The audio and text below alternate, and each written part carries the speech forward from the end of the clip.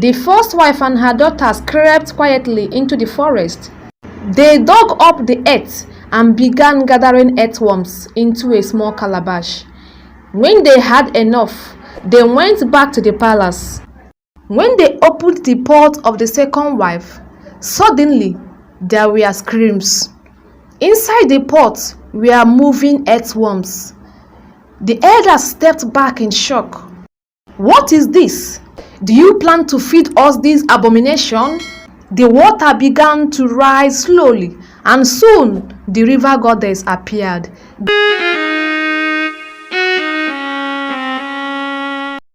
Long ago, in a quiet African village, surrounded by tall palm trees and red soil, there lived a great king who ruled with wisdom and strength.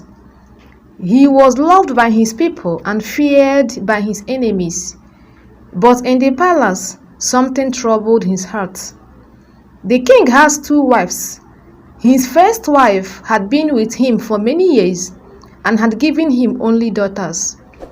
Though she was kind, her inability to give the king a male child had made her lose his affection. So he took a second wife, a gentle and a humble woman who soon gave him a son. From that day, the king's heart turned towards the second wife. He loved her deeply and showered her and her child with great gifts. The first wife became jealous. Her daughters also shared in their mother's bitterness. One day, the town crier walked around the village, beating his gong and shouting, "Hear, O people of the land! The great festival of the year we hold tomorrow. Each of the king's wives must cook her best meal. Whoever's food tastes best will be rewarded greatly. The king will give her and her family half of his kingdom." The news spread like wildfire. Both wives were given large sum of money to buy all they needed for their cooking. Next morning, the palace courtyard was filled with excitement. Both women went to the market to buy their ingredients. But while the second wife shopped with peace in her heart, the first wife and her daughters whispered and planned. They were burning with envy. That evening, both wives returned from the market and entered their separate huts to begin cooking. Smoke rose into the sky as the sound of pounding, slicing, and stirring filled the air. Soon, the sweet smell from the second wife's pot spread all over the compound. Everyone could perceive it. Even the king's guards smiled, nodding their heads. But instead of trying to make her food better, the first wife's jealousy grew even stronger. She gathered her daughters and said, "If her food smells this good, then mine will be useless. We must do something before morning." That night, when everyone in the palace was asleep, the first wife and her daughters crept quietly into the forest. They dug up the earth and began gathering earthworms into a small calabash. When they had enough, they went back to the palace. Moving like shadows in the dark, they entered the second wife's hut. Her pot was still warm, sitting by the fire. They slowly lifted the cover and poured all the earthworms in her food. Then they covered it again and ran back to their rooms, laughing softly. Morning came. The sound of the drums filled the air. The great festival had begun. Villagers gathered around the palace square, clapping and singing. The king sat proudly on his royal chair, surrounded by his elders and king's men. The two wives brought out their pots. The smell of the food filled the air. The elders went around, tasting each meal before it was served to the people. When they tasted the first wife's food, it was good, not perfect, but good enough. When they opened the pot of the second wife, suddenly there were screams. Inside the pot were moving earthworms. The elders stepped back in shock.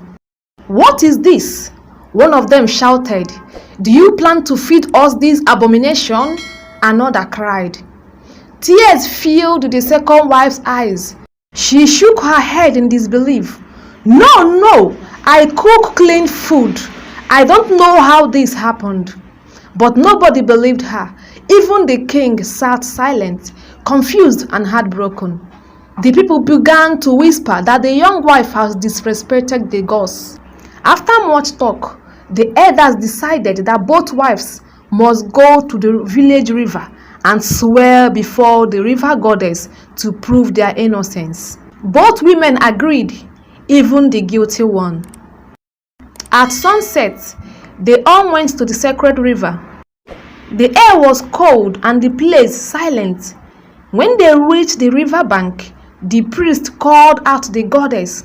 The water began to rise slowly, and soon the river goddess appeared, glowing and calm like the moon on the water. The priest spoke. "Great mother of the river, these women have come to seek your judgment. Show us who speaks the truth." The river goddess nodded. She turned to the second wife first and performed the sacred rituals. Then she asked her to chant the oath. The woman called the name of the river and said, "If I am the one who put earthworms in my pot, let the river swallow me up. But if I am innocent, let the river bring me out safely." Then she stepped into the river. The water rolled and rumpled. It threw her up once, twice, and on the seventh time, it gently laid her on the river bank, safe and untouched. The people shouted in surprise. "She is innocent," they cried. Now it was the first wife's turn. The river goddess repeated the same ritual and asked her to chant the same oath. The woman stood tall and proud. Even though she knew she was guilty, she refused to confess. She called on the name of the river and said, "If I am the one who put earthworms in the pot, let the river swallow me up. But if I am not, let the river bring me out." Then she paused, turned to the second wife and said softly, "Please look after my children. In my room under the bed, you will find some gold and jewelries. In the clay pot beside my window, there is head of goat for meat. Take care of them and take care of my daughters." The people began to whisper. Some started crying because they knew she has confessed indirectly. Then she turned to the king and said, "My husband, forgive me." After that, she jumped into the river. The water rolled. It threw her up once, twice, but on the seventh time, the river swallowed her completely. The crowd screamed and cried. The king bowed his head in sorrow. Though she had done wrong, she was still the mother of his daughters. The villagers returned home in silence that day. The king later divided his kingdom as promised, giving half to the second wife, as the first wife requested. The second wife took care of her children with love. From that day, the people in the village always remember the story of the two wives, how jealousy destroyed one woman and lifted another. And the elders would always say, "A jealous heart is like fire. It burns even the hand that holds it." Thank you for watching. Please subscribe to my channel for more amazing videos.